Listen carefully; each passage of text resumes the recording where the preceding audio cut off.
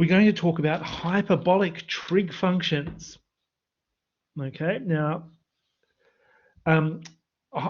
what we mean by hyperbolic will come later, but you might have heard of a hyperbola type of graph and stuff, and of course you're familiar with trig functions. Okay, so what we're going to do is look at some nice connections between the exponential functions and the trig functions through calculus. Okay. All right.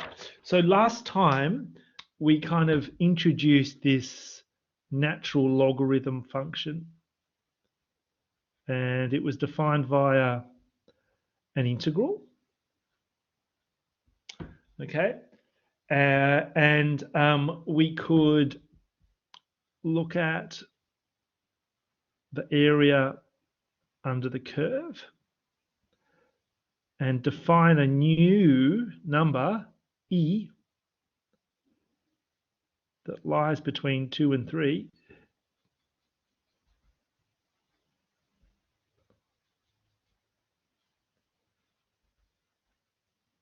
Oh, sorry, that should just go up to the e. So that's the area you want, okay? Not that bit. Okay. So you want this. That's how you define this magic number e, okay? And e is about 2.7183, right? And then we moved on to the exponential.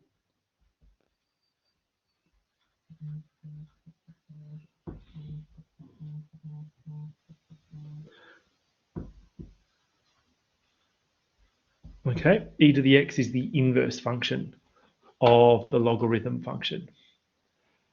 Okay, so today we're going to be looking at this function here and defining new functions, new hyperbolic functions and things like this. Now, you might have seen these before, okay?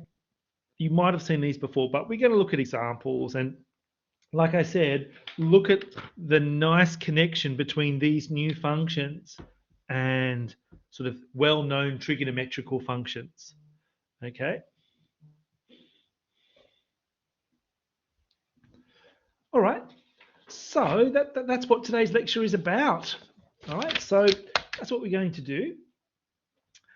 And here are our main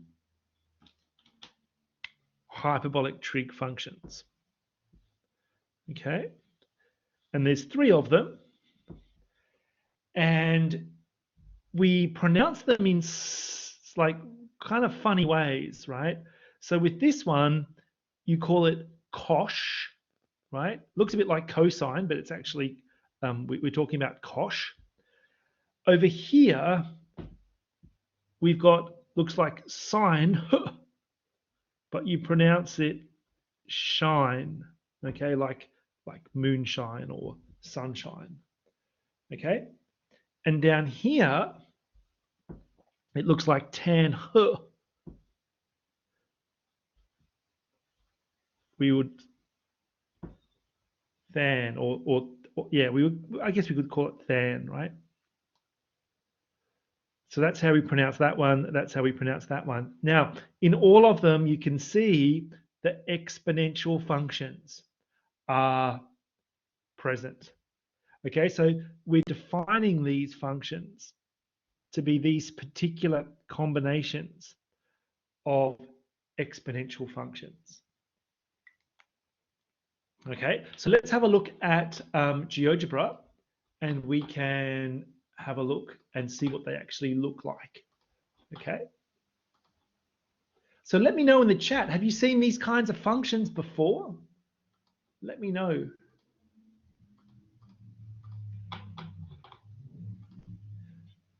All right, so if so there's our e to the x function, right? Well, Abdul Rahman, we'll look at that question about normal trig identities. Some of them do and some of them don't. Okay, so it's kind of interesting. So there's e to the x, there's e to the negative x, and there is cosh x. Okay, yeah, CZ Chan's seen them, right? So there's your cosh. That's e to the x. It's that curve plus that curve all divided by 2. That's cosh. Okay. Now, what happens if I do shine? There's shine. Okay. So it's this this exponential minus this exponential all divided by 2. And if I go than, there it is. Okay. And you can see this than function is like it's bounded between -1 and +1.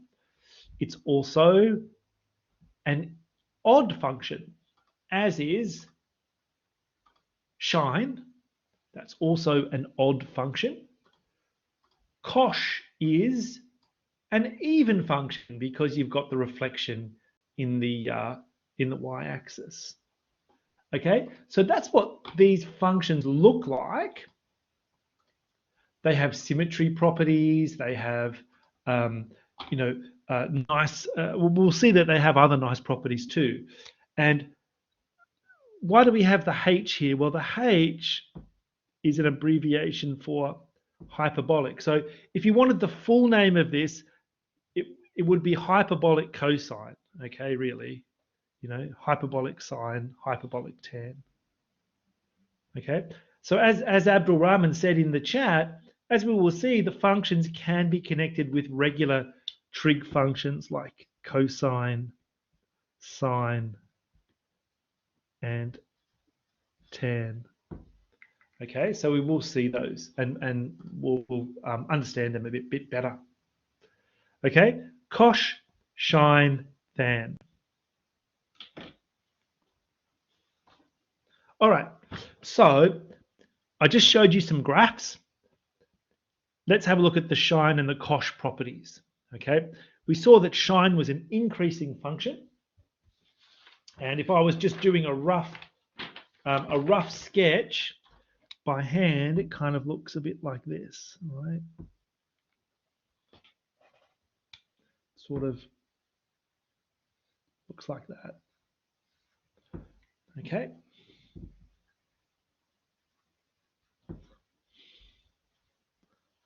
Okay, it's not a very good curve, but that's okay. So it's an odd function, right? Remember, with odd functions, you can have a relationship like this. And what you do is you rotate the whole graph 180 degrees, and you see if the graph changes. This one doesn't change. Okay. The function goes through the origin, or the graph goes through the origin. The domain is the real numbers, and the range is the real numbers. And it's an increasing function, so it has to have an inverse, right? So that's like a basic summary for the shine function. Well, what about the cosh function? Well, I showed you a picture of that too. This one looks like this.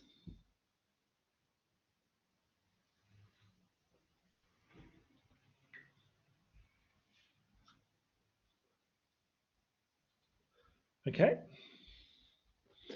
And you can see, well, when x equals 0, it passes through y equals 1. It's an even function. So there is a reflection in the vertical, the y-axis, right? So you can sort of fold it over. The domain is the real numbers. The range, it only goes from here upwards. Okay. So that's your shine curve, a basic one. That's your cosh curve. What about hyperbolic tan? Well, again,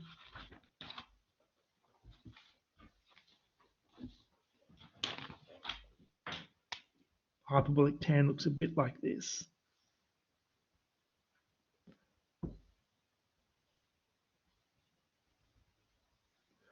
You've got these horizontal asymptotes, and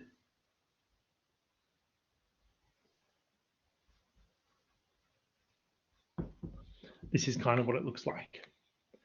Now you can see from this graph, yes, it's an increasing function. It's an odd function. Okay, it goes through the origin. The domain is the real set of real numbers, but the range is only the interval from -1 up to +1, not including those points. Okay, so just to refresh our memory, these three basic hyperbolic trig functions are built out of exponential functions. Okay, we're going to relate them in part to the trig functions that we already know, cosine, sine, and tan. You can see here, this is already looking like sine over cos, right? And that looks a bit like cos, and that looks a bit like sine. Okay, so we're going to do that a bit more. Sine is an odd function. Cosh is an even function. And hyperbolic tan or than is an odd function. Okay. All right. So what are the connections then? We'll get into that now. But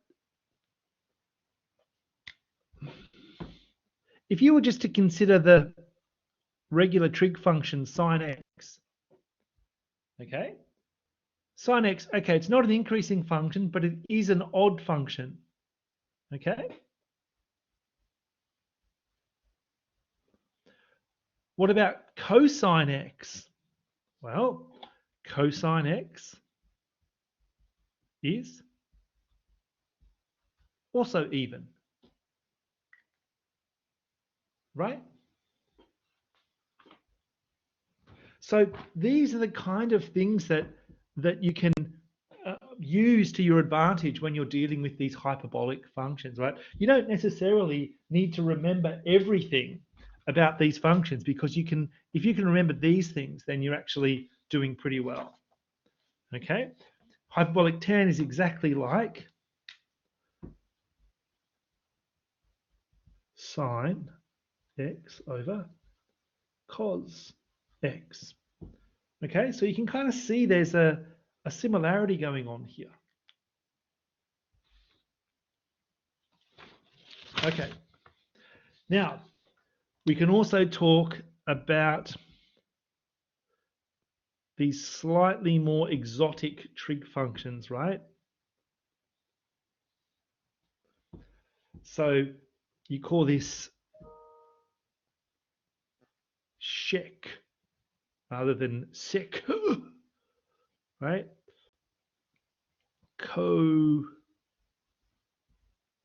Shek. This is okay, cough, that's fine. But can you see over here, you compare it with sec x equals 1 on cos x. Cosec x equals 1 on sine x. And cot x equals 1 on tan x. So hopefully you're starting to see the connections now between stuff that you already know or you've already seen before and this new sort of hyperbolic way of working. Okay. All right, so let's look at some calculus with these functions. Okay, we've got these functions. We're looking at their graphs and their relationships. What about calculus? Where does calculus fit into this? Well, I'm glad you asked. Okay, so how do we differentiate these functions? How do we integrate them? Those sorts of things. And it's actually pretty easy to do so, because we're basically integrating these kind of expressions, okay, which it's pretty easy to differentiate and integrate exponential functions, right? So we can do that by first principles, or we can, use other ideas. Okay, so let's have a look. So if we directly use the definitions of our functions, then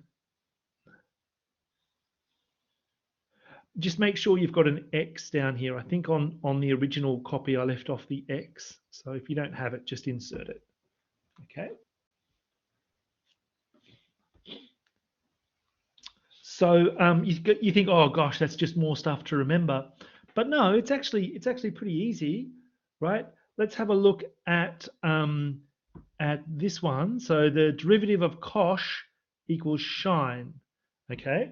So what I can do, I can just go to here and say, well, that's my definition of cosh, and I can just differentiate, right? So let's go here.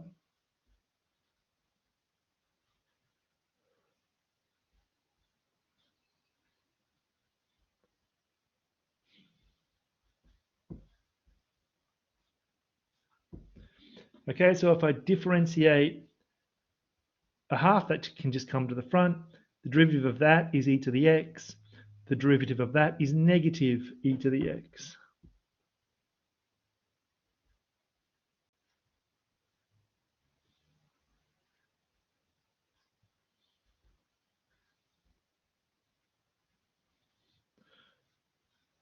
Okay. So using those exponential type of uh, derivative definitions is great, right? It's really great. So same with this one. That's an exercise we'll do later. Same with this.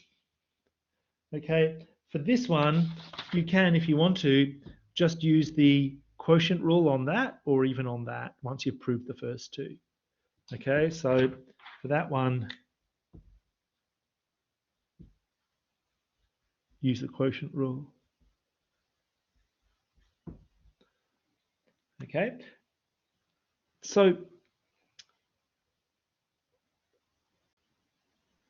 what's this relationship between our hyperbolic trig functions and our regular trig functions? Well, if we differentiate sine of x, we get cosine of x. So that and that look very similar, don't they? Okay. But then we go over here and we don't get exactly what we want, because the derivative of cosine x is negative sine x. So that's not exactly what we have up here. Okay, so it's similar, but it's not exact. What about this one? Well, you can compare that with cos squared x plus sine squared x equals 1. Again, it's not exact, but it's very similar. Okay, and over here, you would compare it with 1 plus tan squared x equals sec squared x. So again, not exact, but very similar. Very similar. So some of these things are, work out exactly nicely as you would hope. Others are close, but not exact. Okay. All right. So where do these come from? I think there's an exercise on that in a minute. Let me just have a look. No, it's not. So let's say we wanted to prove this one. Cosh squared minus shine squared equals 1. What you would do is you would just go, okay, what is the representation for cosh, right? You know it's just there. What is the representation for shine? There. Square each of these, take them away, and you'll get 1. Okay, so let's do that.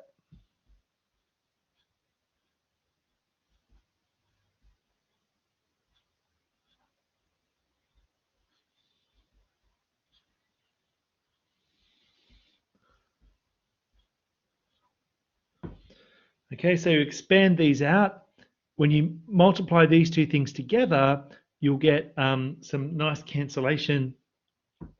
You end up with something like this.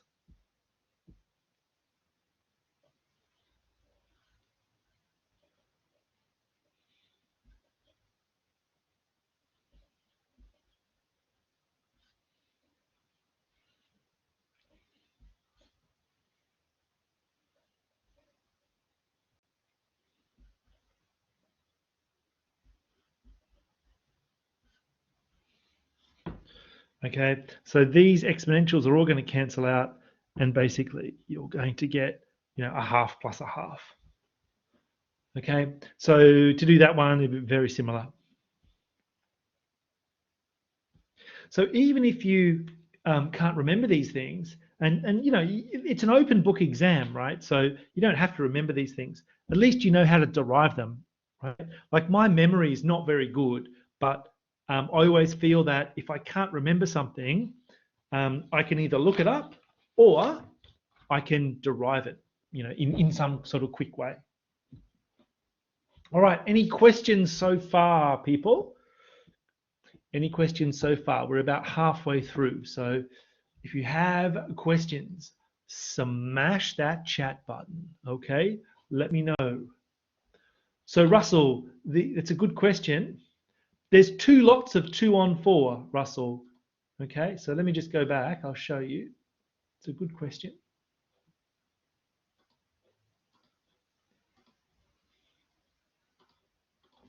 Okay, there's a 2 on 4 there, and that's going to be a 2 on 4. So you add them together, and you get +1. Okay. They are funny names, Aria. Yeah, they are funny names. And because you pronounce them funny, shine, than, it just doesn't make sense in English anyway. It's really weird. Yeah, really weird. All right, so let's do some calculus. Yeah. Show that the derivative of shine is cosh. Okay, well, that would just be a first principle kind of argument. So we've got shine there. All we do is we differentiate that and hopefully we get that. Okay, so let's do it.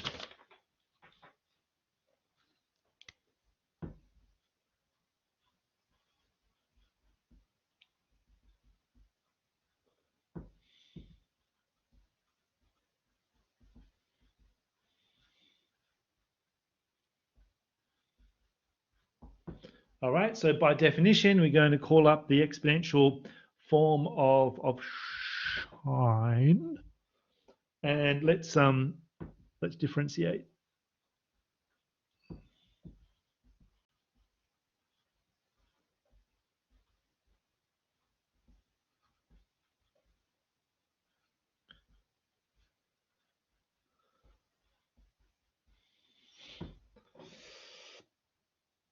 All right, so the half can come to the front because it's a constant that's multiplying through. The derivative of this is e to the x. The derivative of this, negative e to the x. So we're going to get this.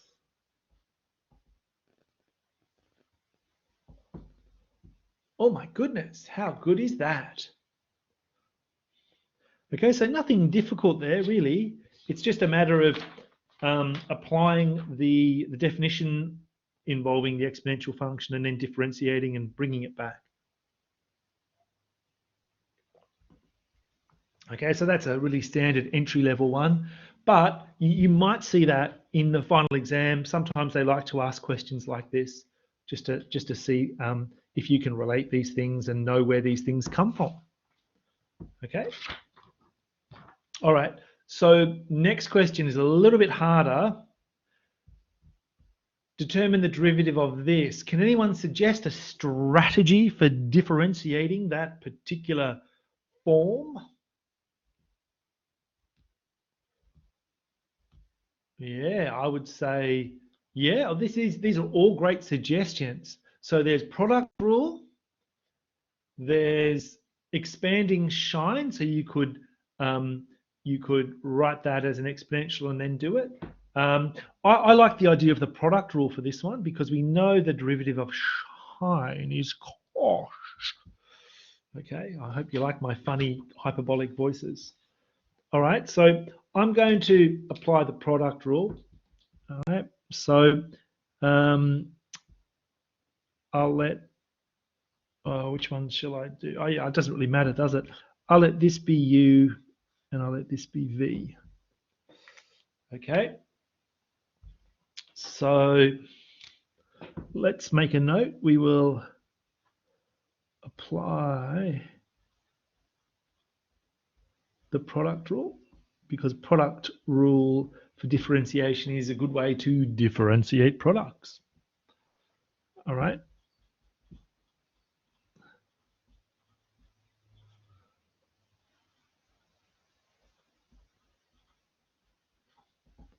Okay. So if U is that, V is that, U dash is going to be 2x, and V dash is going to be cosh x. Okay, so let's do that. So it's going to be 2x times sine x plus x squared times cosh x, right? And so just remember the product rule.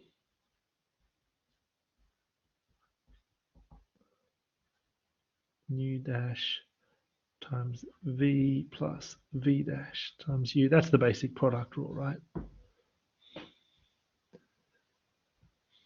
Okay, so pretty easy. Pretty easy.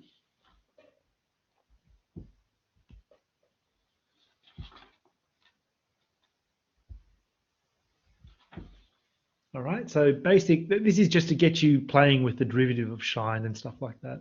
So again, pretty much an entry level example. The next one is still pretty easy, but it's just got a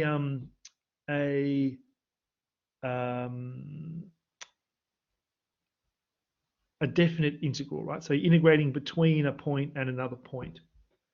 Okay. Now, this is not this example is not a difficult example. It's just some algebra to simplify the expression, and you'll see that as we go along. Okay. Now, what is the antiderivative? Who can tell me?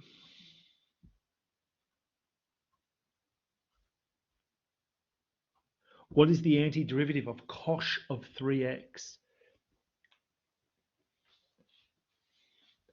Who can tell me on the chat? Starting to get a little bit harder now.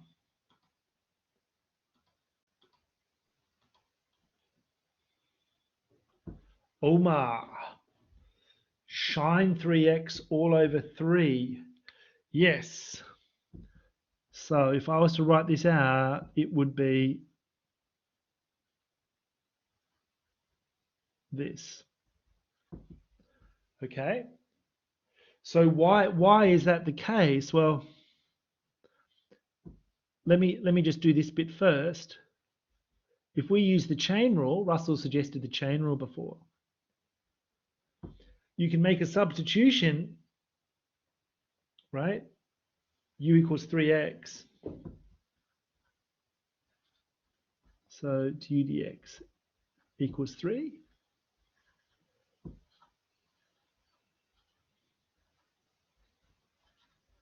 Okay, this is going to become cosh u, because the u goes in there,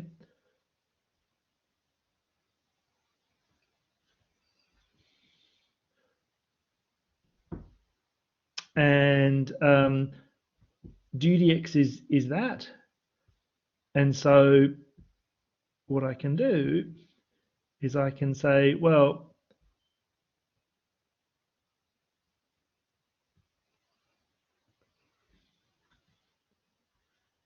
I guess I could have moved that around there. So maybe it's actually better if you do it this way. 1/3 du equals dx. Okay, that's a little 1/3 I've stuck in there. So I can replace dx with 1/3 times du. Okay, so that's 1/3 just mangled with my writing. Okay, so now it's just 1/3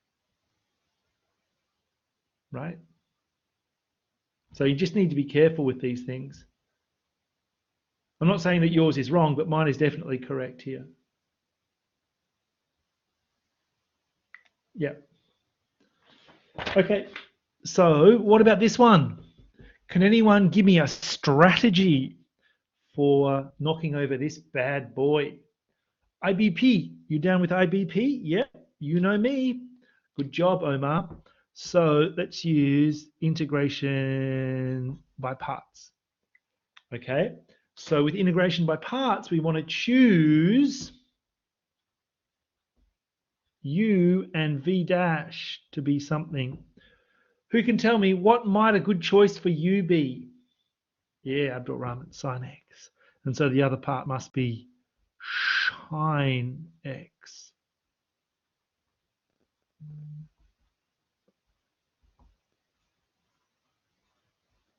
Okay, 4 things required for integration by parts. Okay, so let's call this, I don't know, J or something.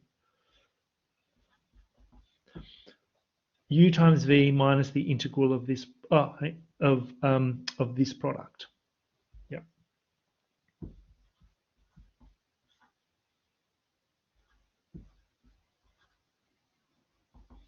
Okay, so that's the basic integration by parts formula.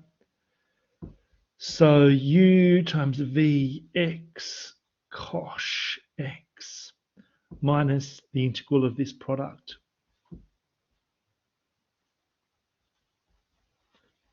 Now, is this integral simpler than the original integral? Yes. Okay.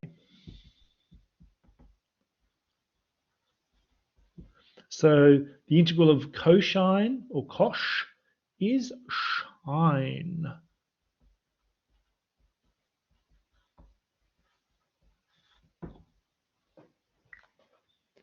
Okay, so nothing super difficult there. We're basically applying what we've learnt in the term or beforehand to specific hyperbolic trig functions.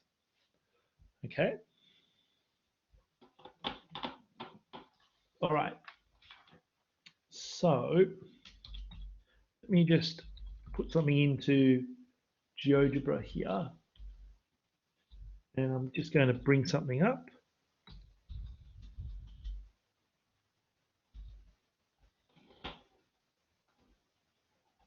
Okay. So next question, this is the last question, but I'm going to show you something pretty cool. Okay. This kind of gives you a hint about where the, a hyperbolic comes from in some sense.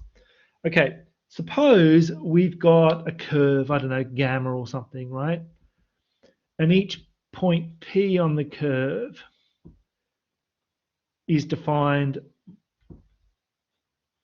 via this, right? So X equals 3 cosh T and Y equals 4 sine T. What is the equation of the curve in terms of X and Y? Okay, so let me go over to GeoGebra and we can see this. Okay, so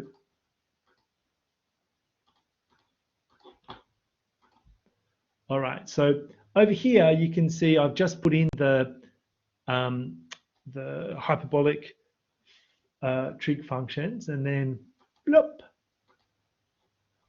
Okay, what does that curve look like to you? What kind of curve does it look like in general? Who can tell me on the chat? What type of curve is it? Who can tell me? Come on, 38 people here. Somebody must know what this curve looks like, or what this curve, what type of curve this is. Yeah, it's a hyperbola, Aiden. Yeah, it's hyperbolic, CZ Chan, exactly, right?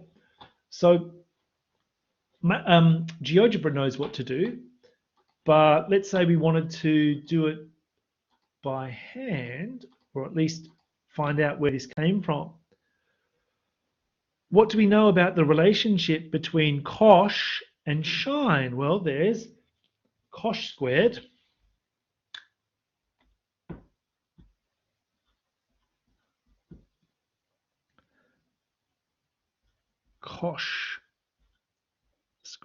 minus sine squared t equals 1. So we'll use this to relate x and y in our problem. So using a identity is one of the easiest strategies to eliminate the dependency on the t. Okay, so if x equals 3 cosh t is going to be x on 3. So x on 3 squared. If y equals 4 sine t is going to be y on 4.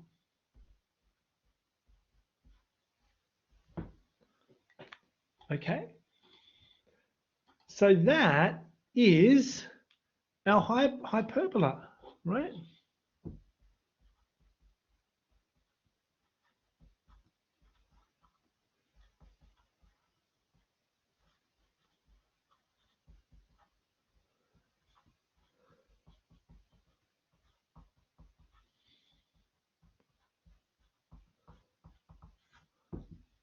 Yeah.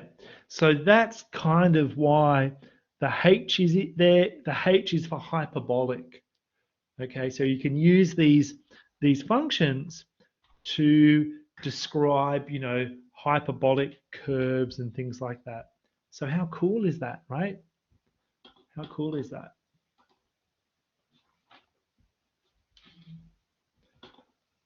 All right, so that is the last question, the last example. So do people have any questions about the hyperbolic trig functions or any other part of the course? It is week 10 now. Well, I don't know if you could use the hyperbolic functions to do it, Abdul Rahman, because it mostly relies on cosine and sine rather than hyperbolic. That's true, Nicholas. Neither is a hyperbola, right? A hyperbola isn't, right? Because you've got that and that. So you go, yeah.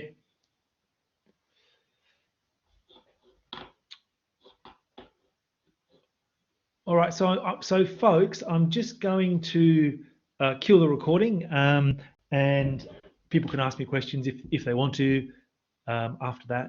So thanks for watching. I can't believe next Thursday is the last lecture. Oh my goodness, I'm so sad. But I'll kill the recording, and yep, feel free to ask some questions.